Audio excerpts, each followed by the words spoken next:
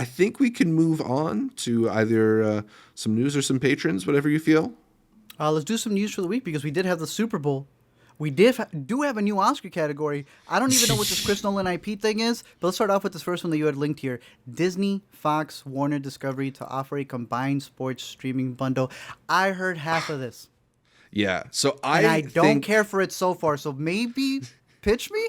Not that you work for Disney, Fox, Warner. Right. But I have a feeling that this could actually be the entertainment news story of the year, and I'm a little surprised it's not being discussed even more because the largest. Don't forget WWE. That's the other one, Netflix. Yeah, we didn't even mention that aspect too. We could get to that later, but 3 of the largest rights holders for sports in America announced their intention to launch a joint streaming service with all of their sports properties under one app. Disney, which owns ESPN, Fox, which owns Fox Sports, and Warner Discovery, the owners of Turner Sports, are all working together to offer a new package deal that would allow users to sign up for this new service individually or bundle it with another one of those apps like Max or Disney Plus. And while all the companies will be equal owners of this, revenue is not going to be split evenly, with Disney getting the largest slice of the pie, given that ESPN is bringing a lot of offerings to this app. The app is planned to launch for fall of this year ahead of the new NFL season and will offer the NFL, NBA, MLB, NHL, F1, some soccer and some college sports. Notably, it won't have the EPL, the most popular TV soccer in America, that's the English Premier League. That is with NBC, which is not part of this deal. It won't have MLS offerings. Those are on Apple TV. It won't have the NFL games that are with Paramount Plus or with Amazon, or the Olympics, which are on NBC as well. None of the tech companies are involved with this. This is all old media companies coming together. But Art, I'm curious, since sports packages are far and away the largest source of revenue for cable companies, yay or nay, are the streaming services finally killing cable by offering their own version of the bundle? No. No? Do you think so? I think it could hurt. I think it could really hurt. What does it hurt? The cable companies, not the studios themselves who will be getting the money directly from the apps, but your Spectrums, your Optimums, or whatever you have in Chicago. But aren't those all just these people? No, they're cutting these people out. But they would. So there's one other thing in sports watching that is pivotal here, right?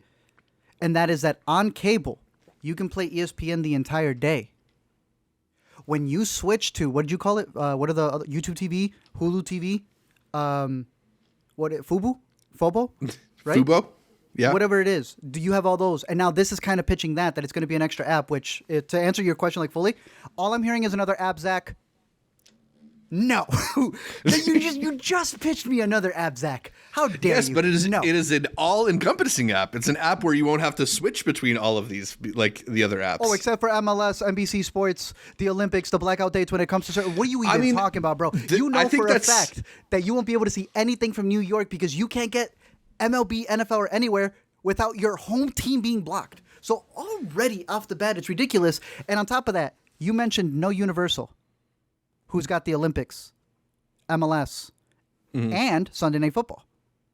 You are not getting all of the NFL when they still have Sunday Night Football. I don't care if you get 9 games. You're not getting the 7 o'clock game? Well, so you say that too, but Paramount, the other thing that is another shoe waiting to drop are all the sales rumors around Paramount. So that might be even more NFL coming Paramount got into the morning fold. Ones. Yeah, but it's Universal, who I know you got a subscription for because of the MLS. So my thing is, why pitch me a different app if they were already on the services? If you're an average consumer and you are paying for 5 apps and you're offered the chance to reduce it to 2 and still get basically all the same stuff, I mean, I'm ultimately curious what the price point is going to be, right? Because if this is a $20 a month thing, I think it's going to do a lot of signups. If it's closer to $40. Then it might not be the cable killer. Right? And then like you're mentioning, it depends on the seasons. I think it's that we're moving away from that old style of cable companies being able to package everything. And now that we're moving to subscription services, a lot of those cable companies, or I should say the cable networks, just became NBC, Universal's Peacock. CBS is now Paramount Plus. This thing we've talked about all the time. ABC is now Hulu and Disney Plus. The difference is what I was telling you. When you do cable, you can stream ESPN and all your sports all you want. There is no problem. Do you know what happens when you have to stream it off of your actual Wi-Fi? Nobody has unlimited.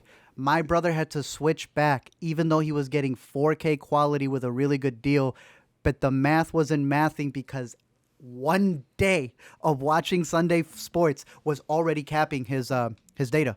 So I know you're saying that they're screwing over the what do you call them, Spectrums, the Comcast, like the really big people, the cable providers. You don't think they're in the back going, this is better? Who needs 60 when now you're going to watch so much sports, and now I'm nickeling and diming you through the data you're using?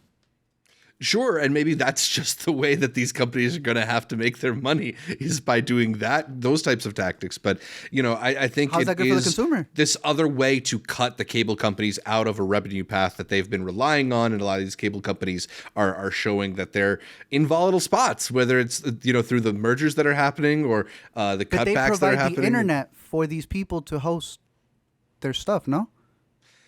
Yeah, I think they're more in bed than separate. I don't think they're fighting with each other. I think that's the different approaches that we're looking at it.